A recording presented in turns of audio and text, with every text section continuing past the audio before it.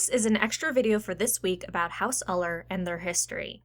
House Uller is one of the great noble houses of Dorne, and their arms are red and yellow with a jagged line between them. House Uller came to Westeros when the Andals invaded. When the Andals came to Westeros and landed on the Fingers, they began to travel below the neck, conquering and setting up their own kingdoms. Some of these Andals made it down as far as Dorne, where they fought with the First Men kingdoms, but also carved out kingdoms of their own in places that the First Men had not yet settled. The Ullers were a group of Andals that headed deep into the deserts of Dorne to build a new kingdom. This Andal group would build their seat beside the sulphurous yellow waters of the Brimstone, where no First Man had gone before. The Ullers' castle is described by maesters as being a grim, stinking seat. Eventually the Ullers' seat would be known as Hellholt, and fun story about how they got that name. There was an event where the Ullers invited rivals to their castle, locked them inside, and then burned them to death. Consequently, their house arms, which look like flames, are also inspired by this event. In later years, or 700 years pre where the A Song of Ice and Fire novels take place, and a few thousand years after the Andal invasion, Nymeria and the Rhoynish would come to Dorne. Eventually the Rhoynish, led by Nymeria, joined with the Martells, and sought to conquer Dorne. The Ullers would join the Martells and Nymeria to help take over Dorne and end their fight against House Yronwood. Following the death of Mors Martell, Nymeria would eventually marry the Lord of House Uller.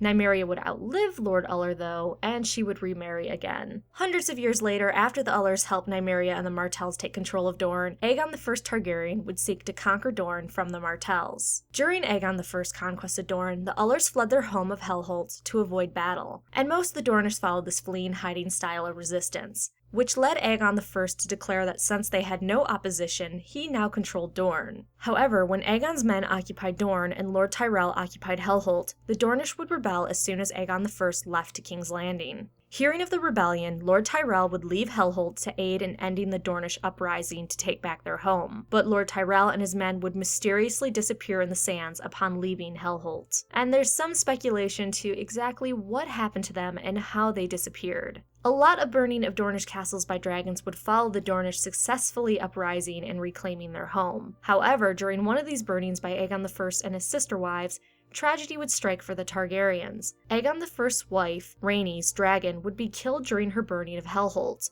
The dragon would crash onto the Ullers' castle, destroying part of it, and rumor is that Rhaenys survived her dragon's fall, and that the Ullers tortured Rhaenys slowly in their dungeons. Fast forward almost 300 years to modern Westeros, we know a few things about their house.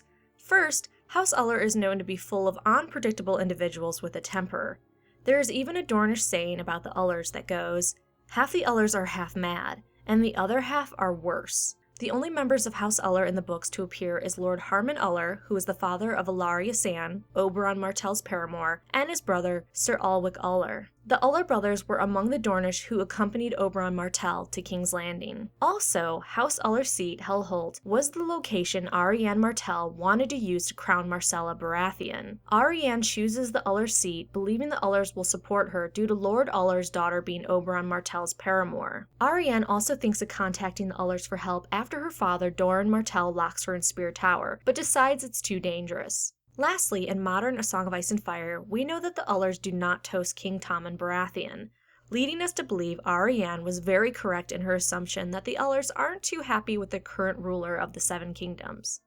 So that is all we know of the Dornish House Uller. Come back Sunday for a longer Game of Thrones A Song of Ice and Fire history video, or Wednesday for a shorter history video. And soon we'll be switching to a new region of Westeros, so make sure you vote in the poll listed in the video description to decide what we cover next. Also, a giveaway is going on, and all you have to do to enter is write a comment down below. I will randomly pick a winner who can choose between one of these 3 posters. This is open to international viewers.